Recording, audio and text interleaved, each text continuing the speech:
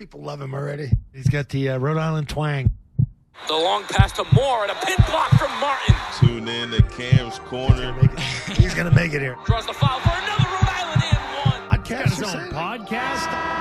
It's good off the backboard and in. On a break.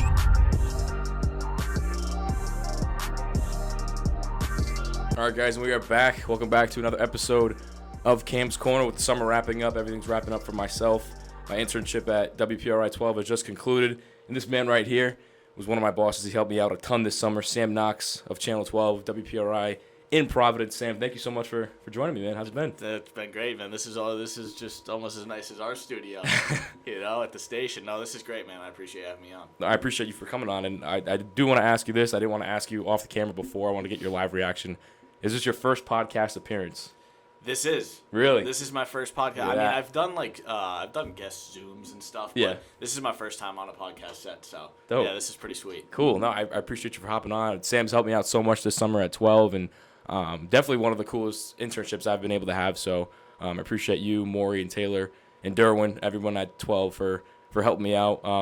Definitely wanted to, we talked a lot over the summer and stuff like that too. So we get to know each other more and more. But coming on the podcast, kind of digging deeper into your journey, I feel like that'd be like really, really cool to kind of cap off the summer. So to kind of start things off, I know where you're from, but tell the viewers where you're from and how your love for sports kind of sparked when you were young. Yeah, for sure. So I'm from Sturbridge, Massachusetts, South Central Mass in Worcester County, probably about an hour from here.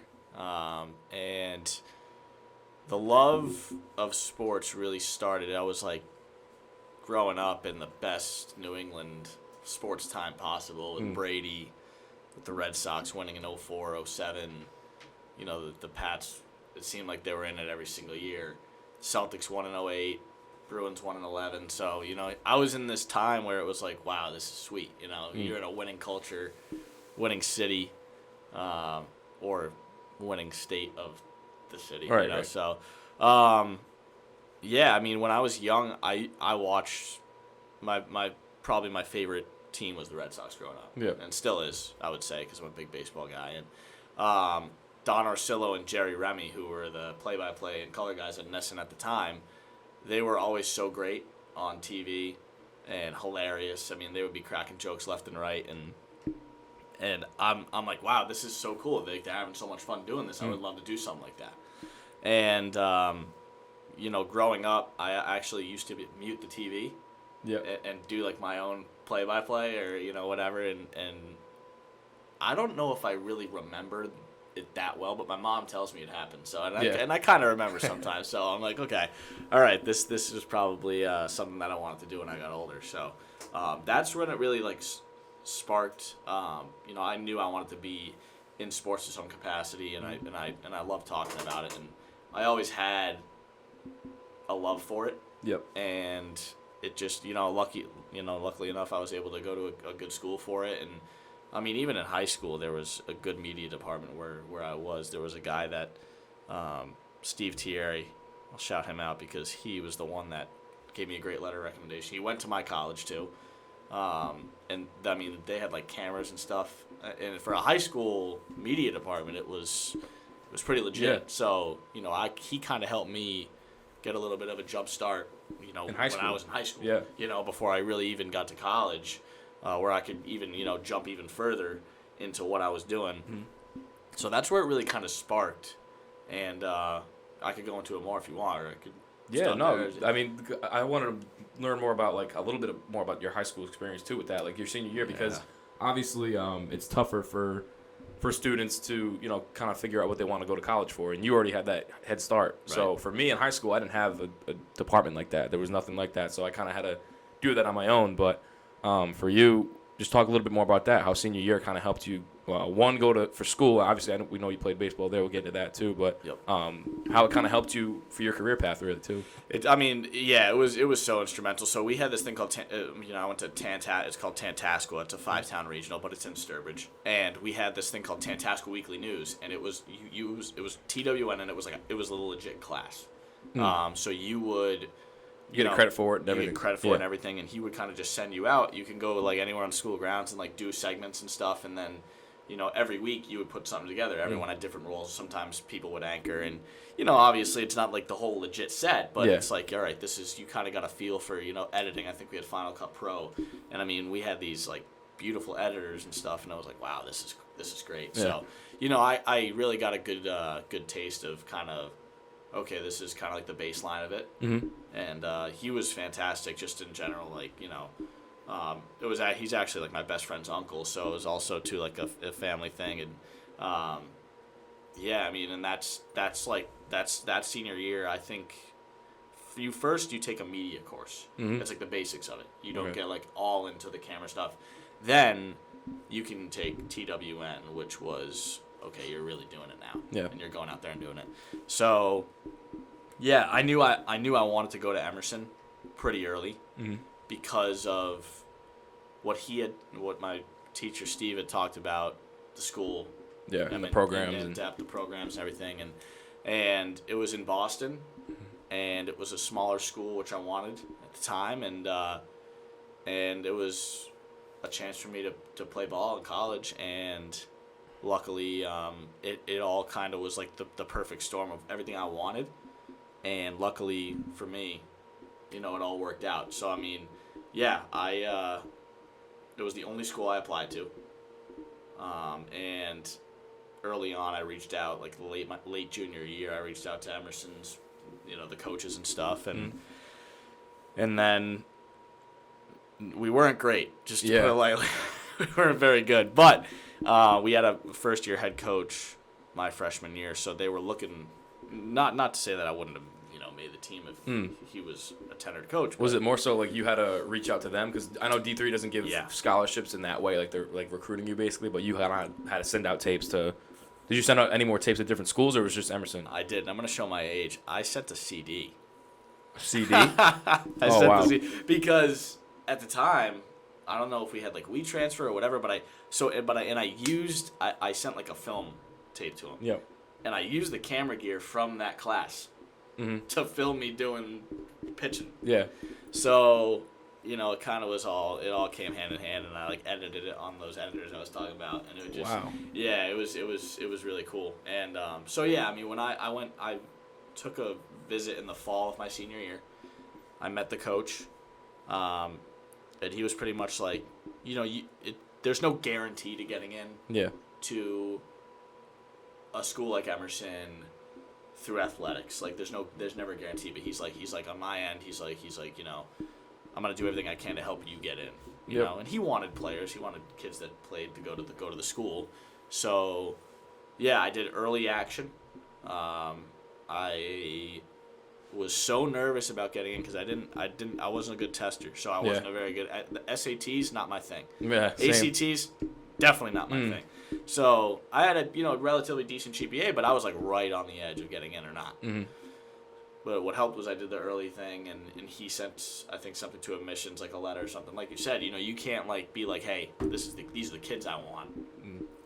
Get them in. Yeah. You can't do that. I mean, you can request them, but it's different at that level. Yeah. It is. But I always say it's still a college. It's still a college level. So I feel like every level of college sports is competitive because I was able to call sports at Rick down the street in Providence, and they were Division III. But it's still like, watching the game. Obviously, it doesn't really compare too much to like Division I, but it's still competitive in that division. You know what I mean? Those guys are still competing for spots. They're athletic. They're talented.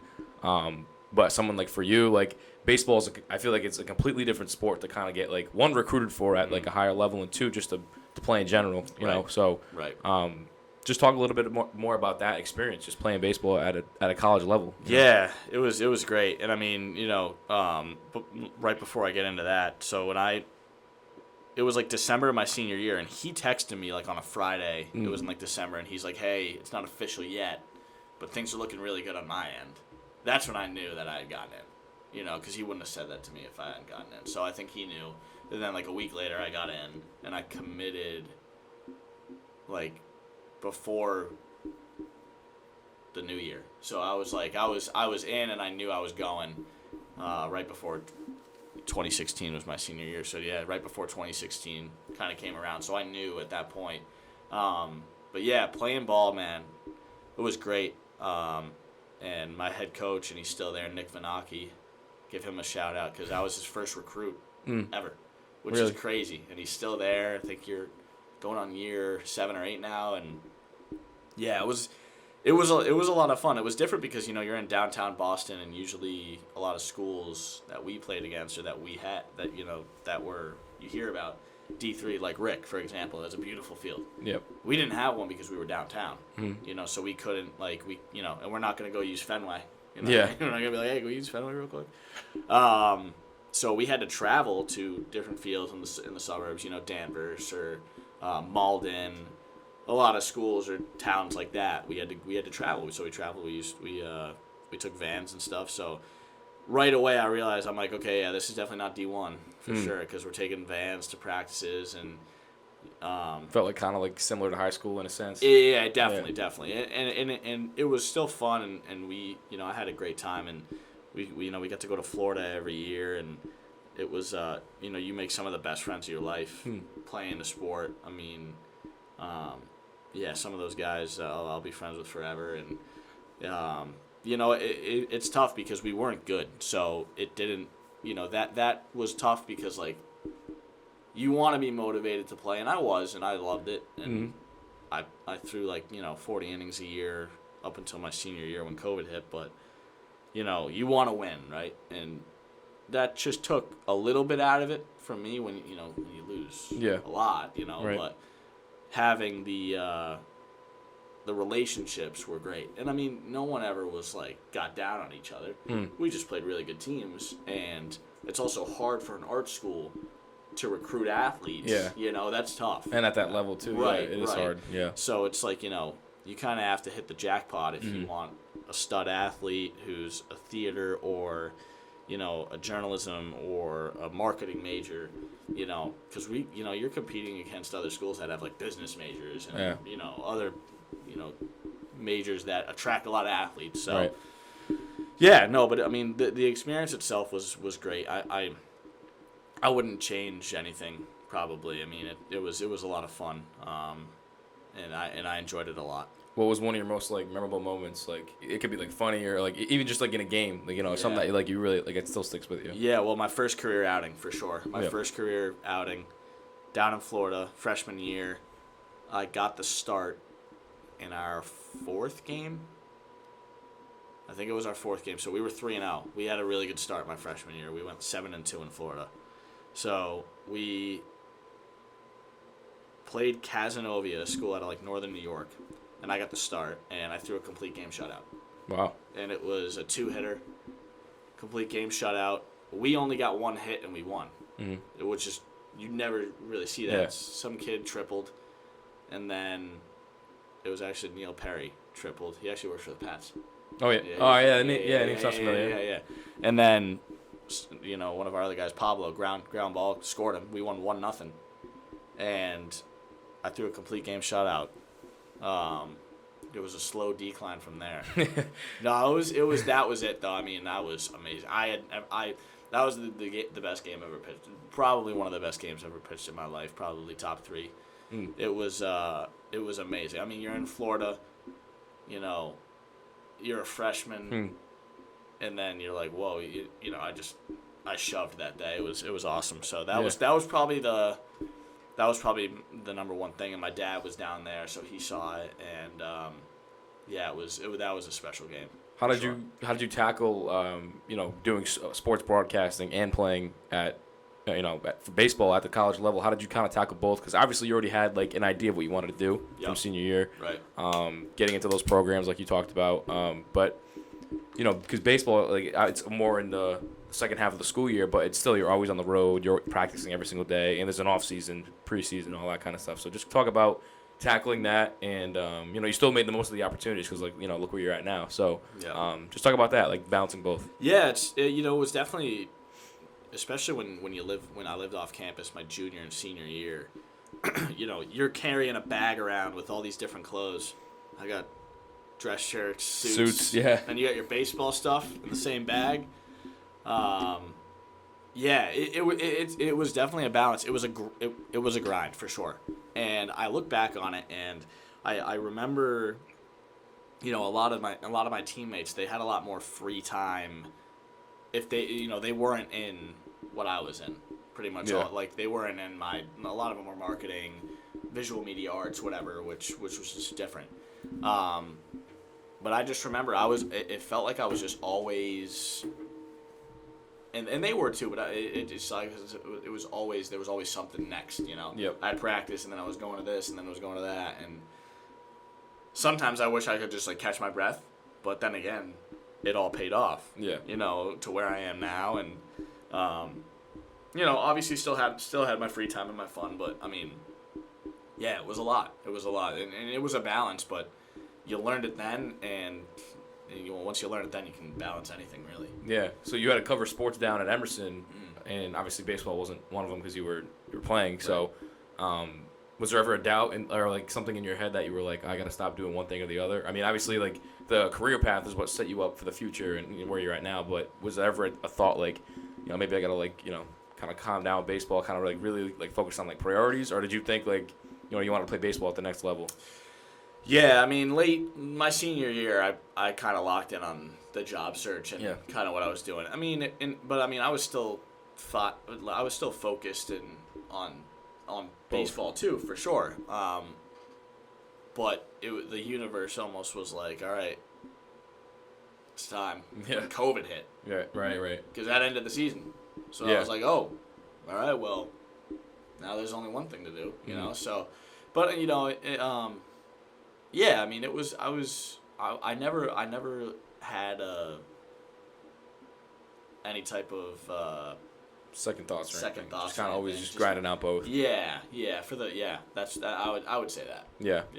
I mean, for me, myself, obviously I wanted to play ball at the college level, but coming in, COVID really kind of woke everyone up and it kind of helped me kickstart what I wanted to do with this and what I'm doing now. And so I can only imagine what you were thinking as a senior, So before we get into after college, just talk a little bit more about internships that you had, because obviously it helped make some connections in Rhode Island and things like that. So just talk about those programs at Emerson, how that kind of kick-started that, and how you got those internships as well. Yeah, so my first internship was with ABC 6. Shout out Nick Coit, Ian Steele. Yep.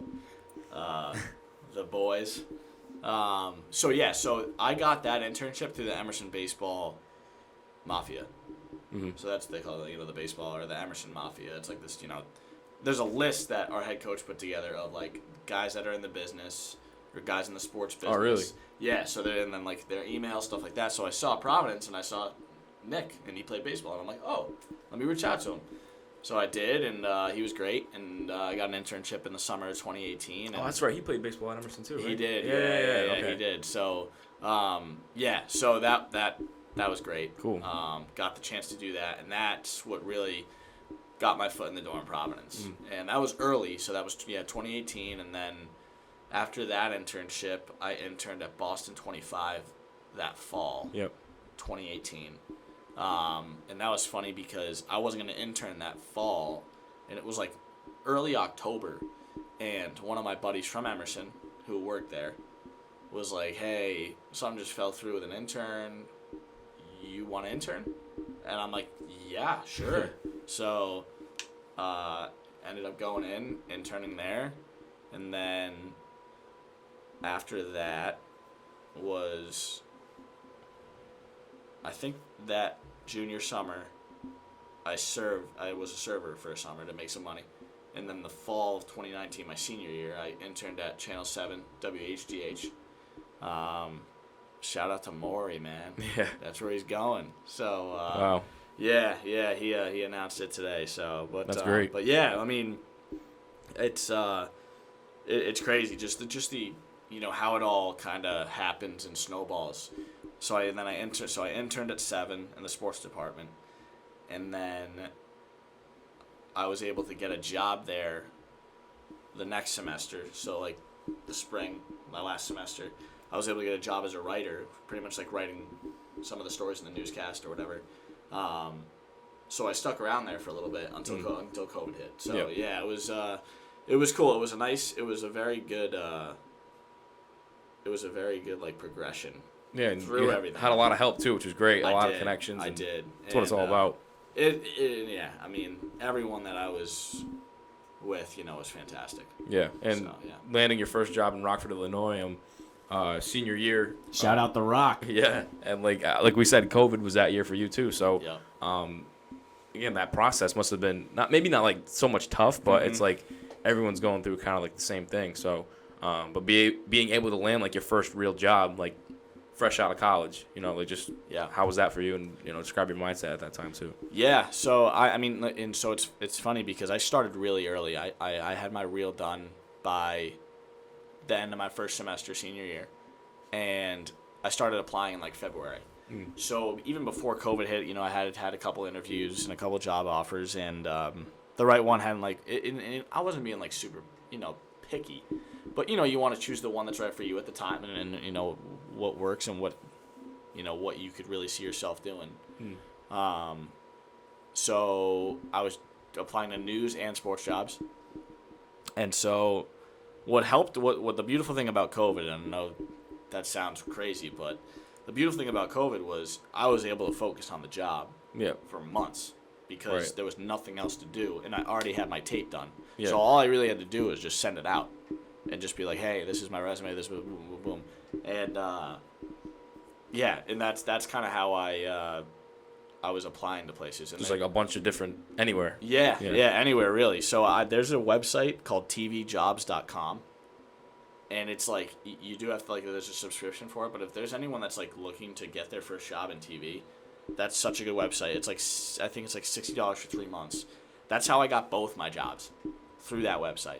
Because what it does is it takes all the TV jobs from all, you don't have to go to Indeed.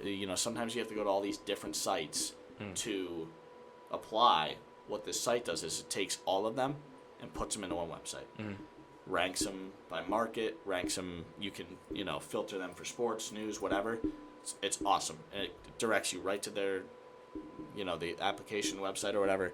So I saw a job in Rockford open up, and it was in March of 2020. And I had an interview, and it went well. It was just on the phone. It was no Zoom.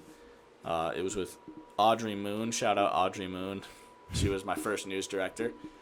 And, then I, about 10 days later, she called back and offered me a job, and then from there I talked to my family and I accepted it, and it was a sports job, so that was great, and it was I was able to live out there, which was great.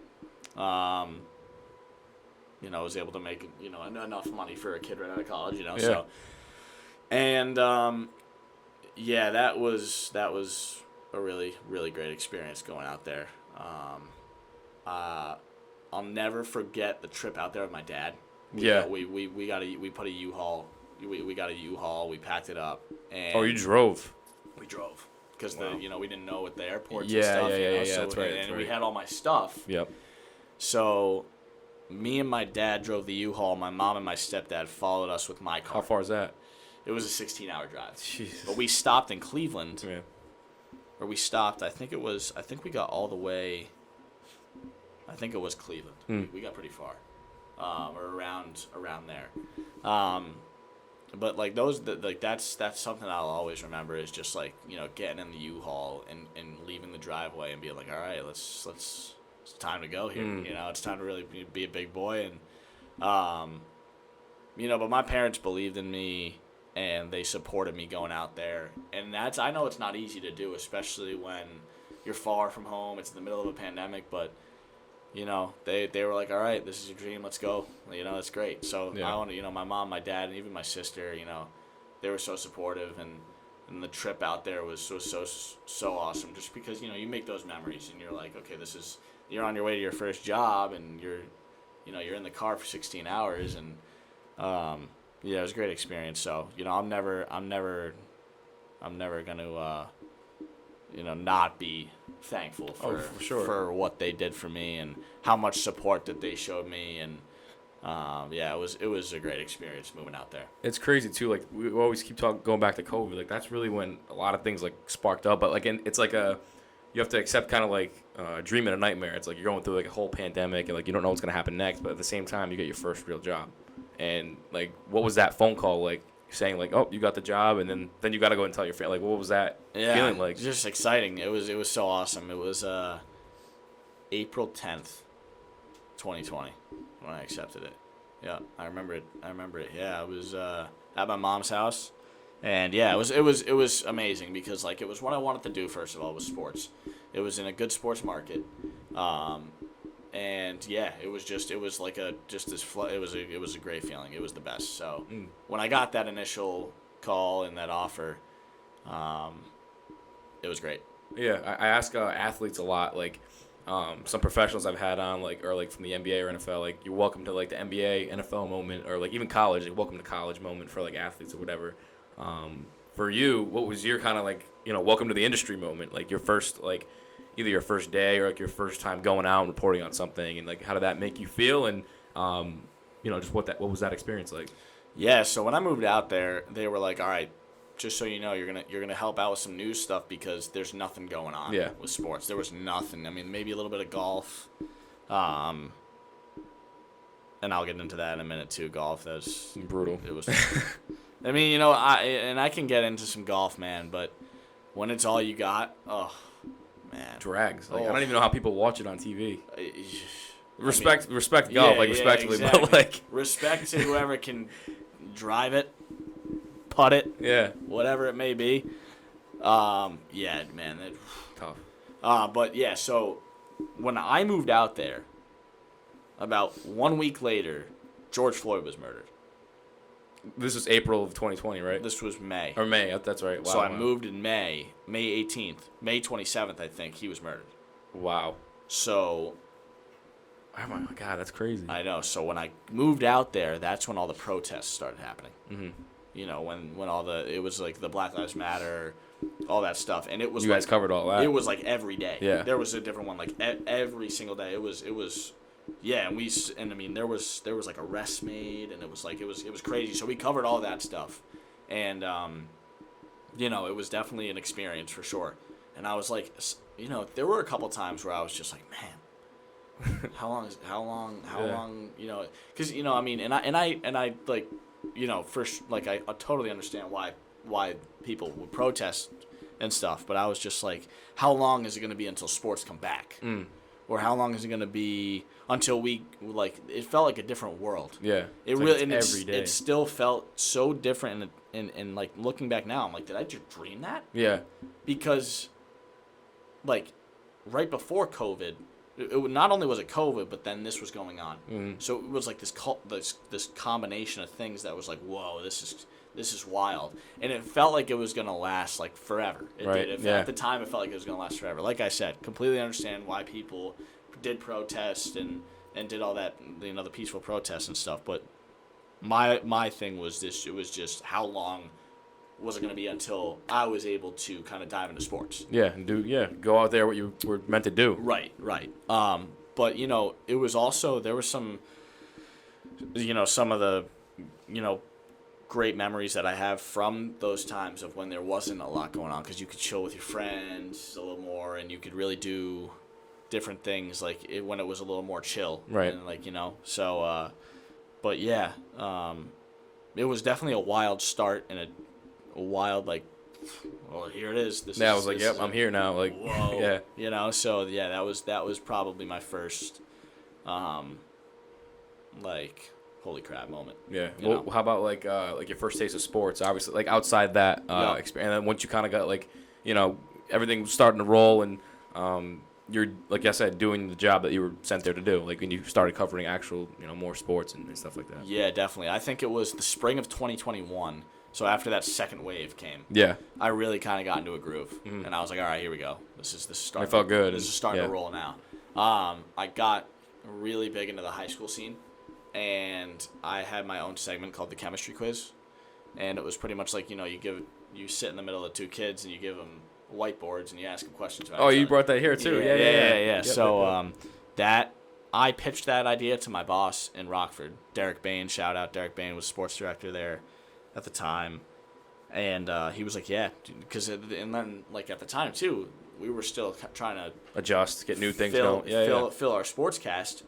What better way to do it than to do this thing and to introduce it, and it blew up. I mean, it was a hit. I mean, like, we had requests and emails, like coaches being like, "Hey, can we get this over to us?" High school, right? Yeah. And you know, it's crazy because, you know, high school kids, covering them in sports, They love it. they do, you know, but once you break that, once you go, they're always a little shy. With media people, right? So once you break that barrier and you show them that you care and that this guy's fun, or you can have fun, they just open up, and it's just like a whole different world, you know, for them. So I'm still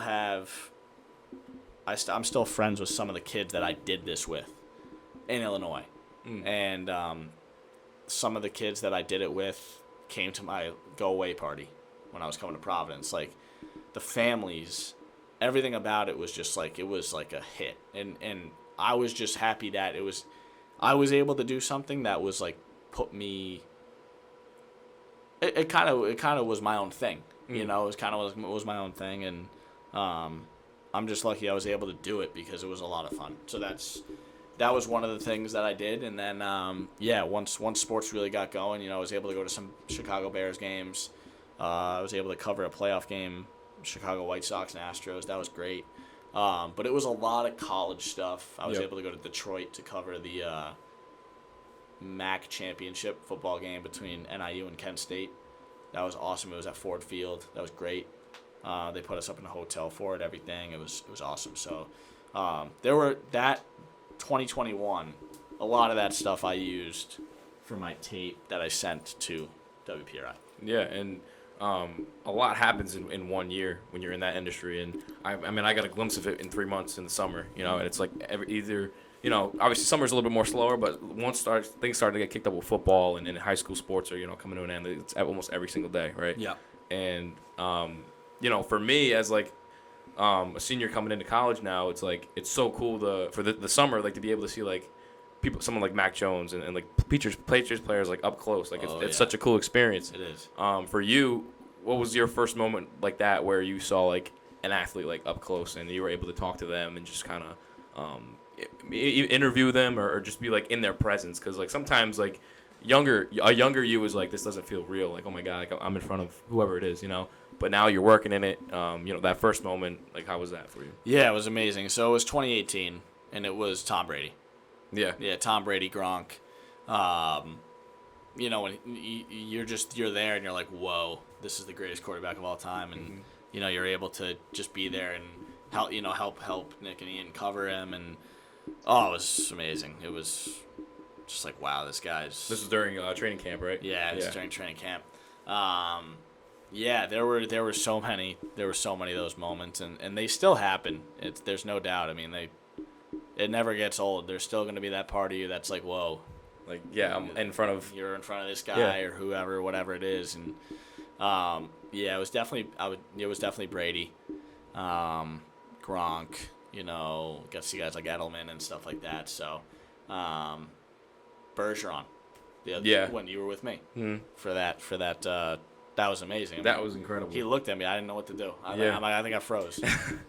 But I mean, it's just it's so cool, man. And then we were able to shake his hand. Like, that's the stuff. You know, that's really. He was cool. a good stand-up guy too. He was great. So good. Yeah. I mean, yeah, he was fantastic. So that's the stuff where I'm like, okay, yeah, this is why I do it. This is really cool. Yeah. You know. So yeah, that's probably what I would say. Yeah, and that day was great too. I mean, my dad's a huge Bruins fan, so when I told him that Cam Neely was there, you know, my dad named me after Cam Neely, a Bruins legend. He was like, no way, you serious? Like, it's like he wanted to come drive down to Boston and like get him a media pass and, you know, like, have him come meet the guys. But, yeah. Like, stuff like that is like, you know, it's like almost another way like why I do what I want to do, because like that would be like so cool to have like a relationship with one of those guys one day, and just for them to recognize you every time you go down there, like even like the Patriots, like a lot of like everyone from the media knows who you are, and even the players too. You get to like, you know, chop it up with some of the players sometimes, like for sure. This summer, like with Ramondre Stevenson when he was signing that lady's arm, like that was really cool to, you know, talk to him about that for sure. But you get experiences like Ed Lee too, yeah. You know, that's the cool stuff. Yeah. You know, and that's cool that you have a picture of him. Yeah, man. You know, he was great. I mean, he was awesome to talk to, and I talked to him during school a ton of times too. So, and the first time I met him, he was like, he always talked about sports media. He wanted to get into sports media. So he was like, oh, if I'm not playing anywhere, like, he gave me his number, and I was like, oh, this is dope. This is a cool connection to have. And Katero Summers, too. Shout out Katero. He's still there. He's going to be a senior and or going into his grad year. And just people like that are just, welcoming. Katero's a wide receiver, right?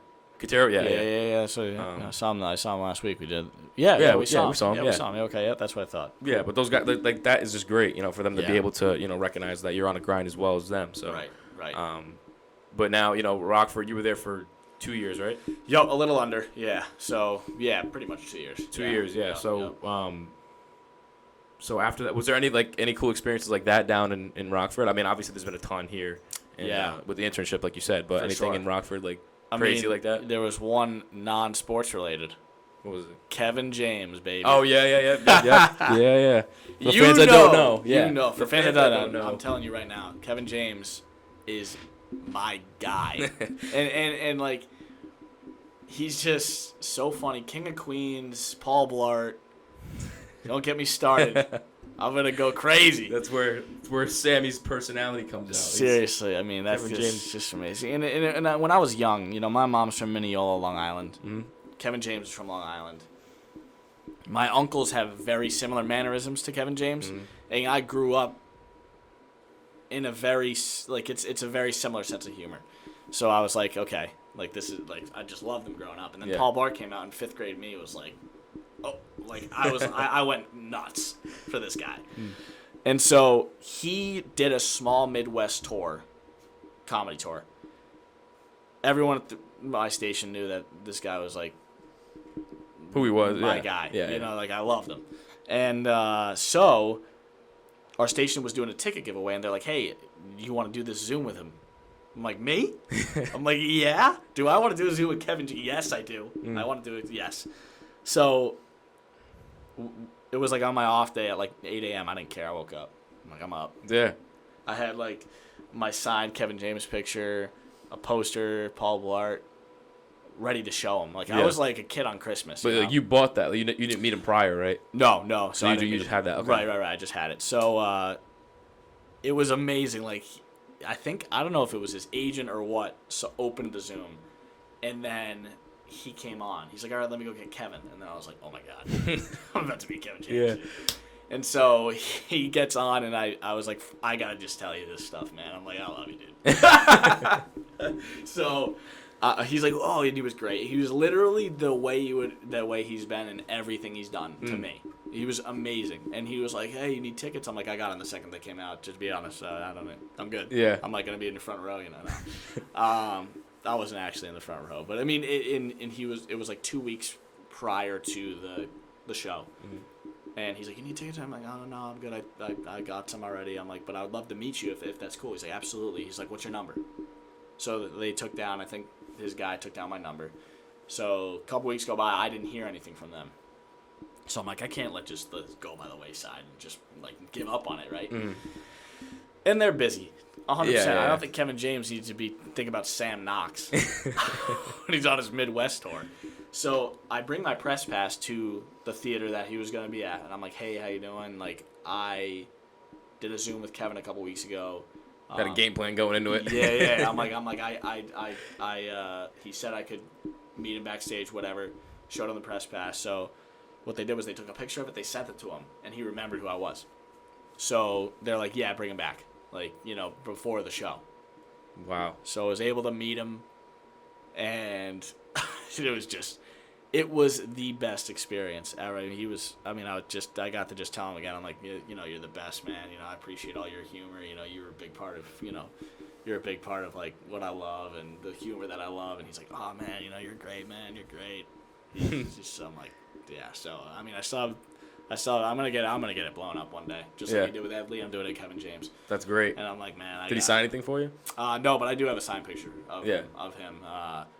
But yeah, he was fantastic. So, and sometimes you don't know if you want to meet the people that that you grow up loving, but there was nothing I can't say enough about how great he was. It was spectacular. So that was probably like the coolest one. Another one. I'm trying to think. Being on the field when NIU won the MAC championship football team at Ford Field, interviewing players, like, you know, we were just going, we were live, and we were just interviewing different players. That was cool because it felt like you were on Fox or something, you know, because you're on the field and there weren't like too many restrictions, like me, because it's like, all right, it's a college bowl game, you're at NFL Stadium. There's not going to be like team PR that's like, hey, we got to grab them. Yeah. You know, they're like, all right, yeah, you're good, just go ahead. Great. So, yeah, but Kevin James was by far probably the best. Yeah. Yeah, my dad's a huge Kevin James fan too, and a lot of, like you said, mannerisms. Big like, Ray. Yeah, my dad he's like the same way. He loves him, but I was able to see him too. Where did we go see him? Foxwoods. Oh, the best. Him, so it's just it was cool. And one day, like, you know, it's like I said, those people don't feel like real. Like I sat second row for like Kevin Hart, and I was like, I'm so close to Kevin Hart. Like it was insane. You're like, wow, this person's real. Yeah, right. Like they had it's a person at the end of the day. Like, it's great. No, it was great.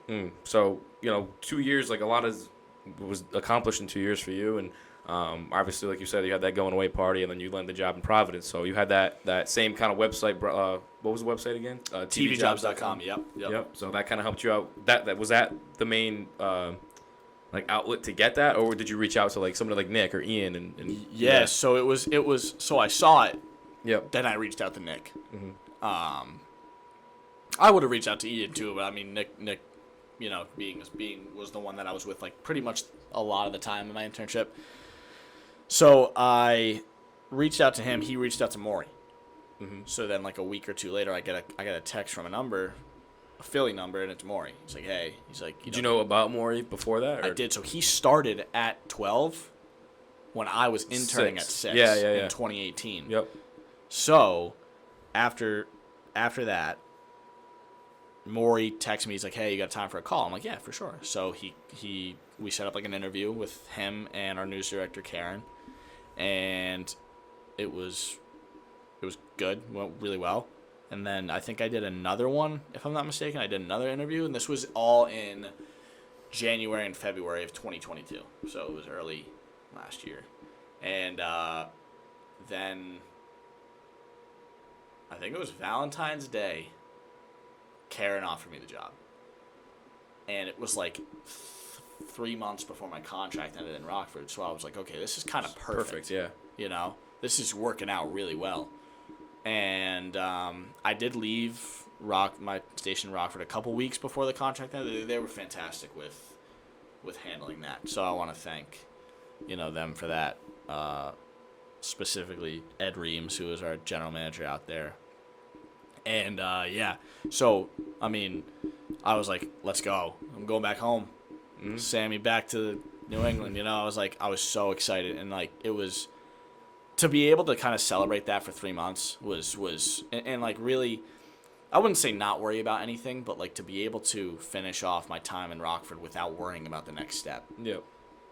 That was the best. Oh my God, it was amazing. And yeah, no, it was, and I was able to finish out strong there, and then then I was able to move back here in May of 2022, and then we got started up again, and then it was awesome. Yeah. What's I'm just curious, like personally, like the interview process, like obviously it's, you know, sometimes it can be longer than like certain ones and stuff like that, but like for you, like what did you feel like they asked you in both interviews, specifically to kind of one, get to know you, and two, like what you're about, and you know how you present yourself and stuff like that, because you know I got one more year of school left. I'm already kind of starting to look for jobs and kind of getting in the, like I've been interviewed before. I've been, you know, on camera and stuff like that. I'm not like nervous or anything like that. But what do they ask you, and what do they kind of want to find out about you? Yeah, for sure. I mean, I think a lot of it is like, you know, they kind of ask you. A lot of it is just like why you'd be a fit for the job. Yeah. And you know, I think they're gonna usually look for something other than, oh, it's because, you know, I want it. You know, you have to really like sell yourself. And that's most of interviews, is selling yourself and being like, okay, you really have to talk yourself up. But a lot, you know, some interviews are just different. You know, because, you know, going into my first job, it was, oh, you know, why do you want to come to Rockford? And then the second job, it was, what did you learn from Rockford? Right. You know, it was, so it kind of just builds the interviews build off of your career, and they kind of try to incorporate that in your interviews and stuff. So there isn't like a cookie cutter way that they all, questions they all ask, but it's definitely like, you do want to prepare for interviews, but if there's a question they ask and you're like, oh, I don't really know how to answer this, that's okay. It's okay. But obviously don't. They take it into account. Right. But I wouldn't say I don't know how to answer this to them. Right. But don't think that if there's a question that you're unsure about, don't think that's because you're unprepared. It's just because some people have different ways of asking questions and getting information out of you. Mm-hmm. Yeah, and after that too, kind of the comparison for both, I guess. I mean, obviously, Rockford and Providence are two different markets completely, and just your kind of view on how much different it was the first few days, for a few weeks, and months, starting off back in Providence, back home in New England, compared to your first job. Yeah, so talking about Boston sports rather than Chicago sports was great. Loved my time there. Chicago sports, not even close to Boston. But plus it's what you grew up loving, right? The Red Sox and stuff like that. I mean, the Bears were bad, the Cubs were bad, the Blackhawks were bad, the Bulls were bad, the White Sox were okay. So I'm like, man, get me back to Boston. So, it's more pro heavy, college heavy here, and we obviously do the high school stuff. Mm-hmm. But the high school stuff's usually at the bottom of our sportscast. Where in Rockford, you would lead with the biggest volleyball game of the night. Yeah, you know what I mean. And here it's we're leading with the Patriots. Yeah, we gotta talk about Mac Jones. But it's cool you still brought that idea to here. It's obviously not as big because the pro is more bigger than for that. Sure. And it was such a small market. It was perfect for a small market. Mm-hmm. Perfect for it. Here we just have less time in a sportscast, and we gotta get there's more stuff. It's a bigger market. There's more stuff. You have PC, Brown, URI, Bryant. You got all the Boston sports teams. You have all the high schools. And on top of that, you have New England Nation, Patriots Rap. We're doing a Brady special. There's a lot that we do. So that's also one of the things that was not transition period, but one of those bigger market things is we do a lot more. Mm-hmm. It's not just 3 minutes of sports a night. We are doing half-hour specials where, you're doing a lot. Yeah. But coming back and being able to go to Red Sox opening day, go to Bruins and Celtics playoff games, it felt right. Yeah. It felt right.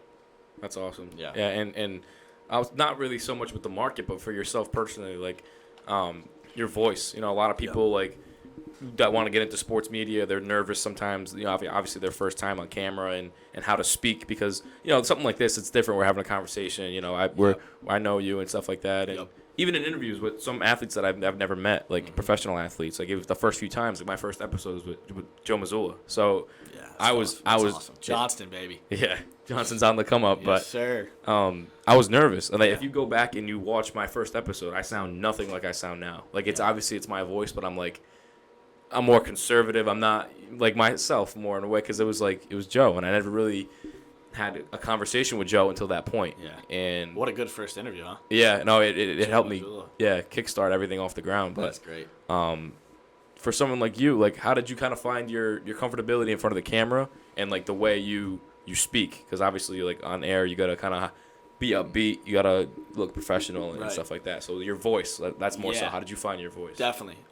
It was reps. Because I was the same way at ABC6. Man, I was dreading doing stand-ups. I'm like, yeah, I gotta get in front of all these people.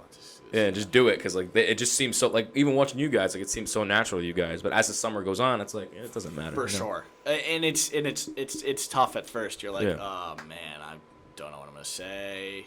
I'm gonna look it's hard to, but yeah, I mean, once you're doing reps, and then once you get your first job, the confidence rolls, and you're okay, yeah. And I wasn't all in my first market, I had a lot of and I had local sports guy energy. Wow. You know, I didn't do that, but like, you know, at first it's like, okay, yeah. But when you know, you kind of start to mellow out a little bit, and I'm still energetic, but it's not like, holy, wow, this guy is a lot, you know?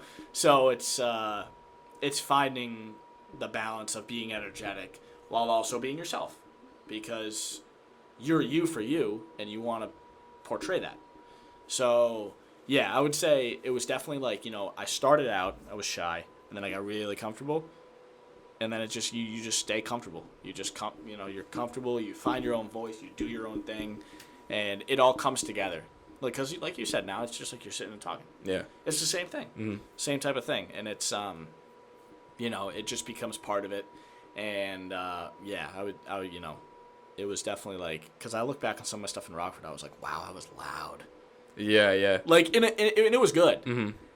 It was perfect for a market like that, you know. And then you come back, and you know, you're just like, okay, you know, I'll just reel it in a little bit here, and I'll just, you know, be still energetic, but also just not like over the, you know, you don't want to be like too much, you know what I mean? But yeah, that's, you find a balance of everything. Mm-hmm. That's what I would say is just you find a balance for, what makes you. And it's so crazy, like for me too, it's crazy to look back at like old tapes and be like, well, that was how I started, you know, and now look where I am now. Like, because my big thing is like play-by-play. I love doing like live games, and obviously basketball is like my wheelhouse. And just looking back at games, like how I did them, it's just so different to how I do it now, and not so much like different. I guess I'm just like better at it. You know what I mean? Because like you said, reps. Like the more and more you do it, the better you get at it. And for sure. You find that how you want to say it, like you know, how you want to come off. Because my voice is a little bit like raspy, like more raspy side. So when I'm giving a big call, it's like, you know, I use that, and that comes out, and it's good. But at the same time, you don't want to be like overly like. I mean, like I look at my shirt, like I always forget his name. The Hornets play-by-play guy. He's crazy, but like people love that. So it's like, where's that balance? Right. And then you find that with the reps, like you said. Right. And I mean, it's crazy because, you know, when I first was anchoring at Channel 12, you know, and I walk out there, and it's, you know, I'm in the same room as like 3 Hall of Famers pretty much. You know, you got Tony, Mike, and Shannon. And I'm just like, okay, here I am. Here we go. You know, let's do the sports, baby. Let's do it up. But yeah, no, it's cool because, like, you know, you want to, it was funny because when I first went out there to anchor with those 3, and with those 3 out there, I kind of went back to like when I was interning, and I was just like a little more shy because, like, you know, you're the young one, and you're like, I just started Channel 12. Oh, like, what's my voice gonna be, or, you know, whatever. So, but yeah, those 3 are awesome, by the way. Shannon, Mike, and Tony. Channel 12, shout out, great people. Yeah, it was cool to be in the studio with Tony when I was doing one of my like the TV, like the sports rap practice, and I told him, I was like, the first time I met him was in 5th grade. He came and spoke to one of my classes, and I'm like, now it's like, it's amazing. I'm in here doing this. It's like, it's so crazy. Every time it snowed, you were looking at Tony, see if you guys saw a snow day. Yeah. You know, yeah. I remember those days. Yeah. Yeah, man. But it's like full circle. It's so cool. It is. But any moments where, you know, maybe you were live, or this could even be in like Rockford too, like anywhere, and that like you screwed up, but you learned from it. You know, it was live, and you're like, oh my God, I just did that. Oh my God. But like you learned from it, and like you look back at those memories, and it's like, you know, I've grown so much from that. Oh, dude. So in Rockford once, golf tournament, doing highlights during the pandemic. This was actually 2021. So things were kind of like, it was like getting better. Getting back. Yeah. I forget when it was, but it was like sports came on. It came out to me. You know, I started up. Live, right? Teleprompter went out. I'm like, oh no. Didn't know what to say. I'm like, what am I gonna say? I'm like, oh my goodness. My anchor's coming over. She's like ducking under the camera, trying to give me her iPad because of the scripts. I had no scripts. I'm like, I'm on an island, dude. I don't know what to say. And here we go. You're live. You're doing it. You have that tape? I don't. I wish I kept it. Make fun of myself for hours right now. I can make fun of myself all day. What did you say? I don't know. You don't remember? Just a bunch of BS. You know. So she gives me the iPad. I'm like, I don't know what I'm gonna do with this thing, you know. But always bring scripts with you. That's what I learned, and that was. But yeah, I mean, there's times too when you're live and your mind goes blank, but then you just rip through it because like you kind of have to. You're live. You know, it's not like a stand-ups are harder because you can stop. If you're live, you can't stop. Yeah. You know. So yeah, that's probably was the. I think it was the Montefiore golf tournament. Oh man, I was so mad though because I was like, wow, I just look like a complete idiot. Did they say like, oh, it didn't sound that bad, or were they like? No. I mean, no one said anything to me yeah. about it. Usually that's the case. I'm the one that's like, man, that sucks. Self-conscious. Yeah, for sure. For like, sure. Or like, I'm usually one to I'm my biggest critic for sure. Yeah. Know? So, it's funny. It's just funny stuff that just happens in your small market, in your first market. I'm always gonna have a soft spot for Rockford, a great city. Shout out Fred Van Vliet. That's where he's from. That's where Joey Sensei, Joey Buckets, the trainer, who's Fred's cousin, trained Katie the other day. That's right. Yep. Yeah. So Fred's from Rockford. So that's great. Unbelievable. Just what he's been able to. I mean, the contract he's got is fantastic. Yeah, Rockets, unbelievable. Man, it's crazy. Yeah, so. that is crazy. Yeah.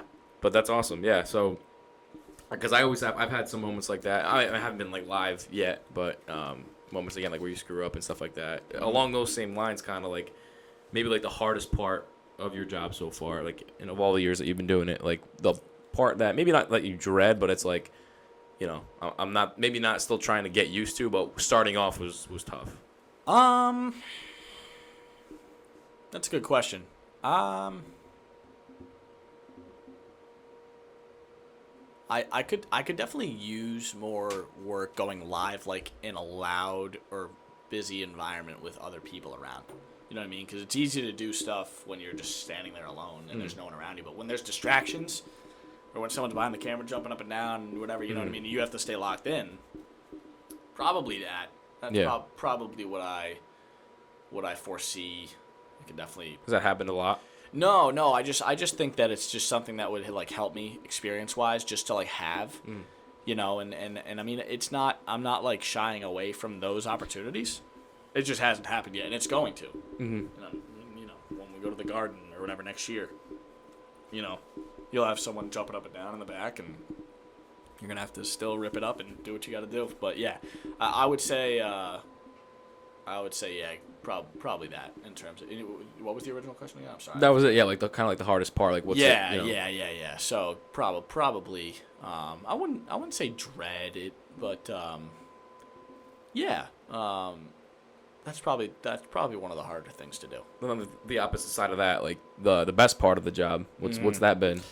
The relationships that you create with the kids or with people. I mean, there's guys that I've grown close to that I'm still close with out in that I was close out with, or am still close with in Rockford and close here. So like the running back for NIU, he was a freshman when I first started covering him, and he was fantastic. Now he transferred to Wyoming, and he's I don't know if he's starting this year, but you create these relationships that stick. Justin Denson or Clemmy or Randy Guzman from Cranston East. There's a couple kids from the Central basketball team that I'm tight with. Derek Salvatore, Corsinetti, those types of guys. Yeah. You know what I mean? Like you create a lot of these really good relationships with the kids, the families. That's the best part. Yeah. Bar none. Best part is that you do well by them because that's why you're doing it. And then it's cool, like if those kids ever go far and they make it big for themselves, like you can be like, not so much that you know him for that, but like you have such a great connection with him, and you saw him grow as a young athlete, and now they're at wherever position they're at now. Like someone like Denson or that he's going to Michigan State, or someone like Clemmy who's in the MLB. Dude, we're gonna watch Clemmy get there. Yeah, and we were on draft night. It's like so cool. Yeah. Yeah, I mean, you saw him actually get drafted. That's sick. Yeah. I mean, and he's gonna make it. Yeah. I really think he's gonna make it. So. Yeah, no, that was a lot of fun, man. That was great. And I'm again so appreciative of those opportunities that you guys gave me, and wanted to take it in stride and just put my best foot forward. Yeah, So you're always available, dude. So that's why that's why we always had you. yeah, and someone like, shout out Stone Freeman. He was one of the people that helped me out early, and he was like, any opportunity you get, no matter what it is, just say yes. Like, be available. Just do it, because that goes a long way, and they're gonna see that, and they're gonna see your dedication to it, and that's what you want to do. So, I always took that into account, and especially with this job too, because this is my first job going out and doing something, right? Yeah. With the radio at 98.5, it was more so, kind of behind the scenes and how producing side works, and it was a lot of stuff with their podcast. So I was equipped to that already because I had mine for about like a year and a half at that point. But again, someone like Ray Bork, a Bruins legend, was able to meet him. He's got that jersey signed. Like, it was great. Yeah, that's good. That's cool. Yeah. MVP 96. Is that a Sharks jersey? No, that was his All-Star jersey. Oh. Yeah, his All-Star. I was gonna give that to my dad for Father's Day, because that was around the time of when I got it, and he was like, "No, you got to put it up in the podcast room. You got to put it up in the studio." So I was he's like, a legend, right? Yeah, he should be home soon, so we should meet him. And, that'd be great, dude. That'd be awesome. There's that's cool, man. Those are like the best things that I can always reflect back on. And again, like we talked about connections and stuff like that. But whenever I pull into URI, I think about Stone Freeman. Yeah, we talked about that too. Literally, he's like the Mr. Ram. Yeah, I'm sure Josh can attest to that too. Seriously. Like, you pull up to URI, I'm like, all right, Stone. Yeah, and that's like the legacy that you kind of want to leave behind wherever you go. You know, that's when you're doing something. For sure. Yeah, and it's great. It's great to look back at, and great to be able to connect with these people and have them know you as well. So, kind of gets to wrap everything up. Another personal question for you about your whole journey, everything that you've been able to accomplish, and everything that you've been through. Is there anything that you would do different looking back at everything? Like, obviously, like, no one's perfect. No one has a perfect path to greatness. But is there something that you look back at and you're like, oh, I could have changed that, or I could have did this? Or is it just, the journey's the journey, and it's been, a hell of a ride? Yeah, I would say it's the journey. I wouldn't change a thing. Yeah, it's the journey's the journey for a reason, and everything has happened for a reason, and that's why we're here. That's why I'm doing this, and you're doing your pod. Josh is killing it with his stuff. Shout out Josh, man. He's the man, dude. Seriously. There's a reason for it all. There's a reason for where you are and why you're doing it. And it's wild that I'm home and I'm doing this. I'm here for a reason. I'm back for a reason, and I belong here. So, I just love the journey, man, and I can't wait to see what the future holds. Yeah, and again, I appreciate you a ton for hopping on. I'm glad that we get to have the connection that we did over the summer and get closer. And for sure. Definitely see you up at Rhodey once we're there. And boys for life. So, yeah, we had a lot of good times, man. Yeah. A lot of Dunkin' I drank, man. Dunkin' and Chipotle. Oh, my God. Oh, dude. This kid, he downs a burrito faster than anyone. All my friends can attest to that, yeah. Dude, I think I got one once, and there was like a little piece of pico left. You were done. It was all just. I'm like, oh, this is okay, yeah, this kid can eat. And it's not even like that's how I grew up. It was just like, dude, no. My dad ate fast, so I was like, I gotta eat. So apple don't fall far from the tree, man. But hey, I respect it. So, yeah, no, we had a great summer, man. We appreciate your hard work, and thank you for having me on. I really appreciate it. No, of course. And the $1 million question I always like to end off with is, what'd you think of Camp's Corner? I love Camp's Corner. They got the fan blowing on me. I got a water. I'm not sweating. That's a good thing. And look at all this stuff in there, man. The lights. This is a beautiful room. This is a beautiful room. Yeah, it's fantastic. Camp's Corner, great. So, man, I love this. This setup's legit, dude. Really, really impressed. So, no, yeah, it's been great. That means the world coming from someone like you, and again, all the people I've been able to connect with, and everyone from Camp's Corner, they know what's up. They know all the connections. They know that we're only going up. So that's it. Again, appreciate you guys for tuning into this episode. Stay tuned for more episodes in the future. And we'll see you guys in the next one. On a break.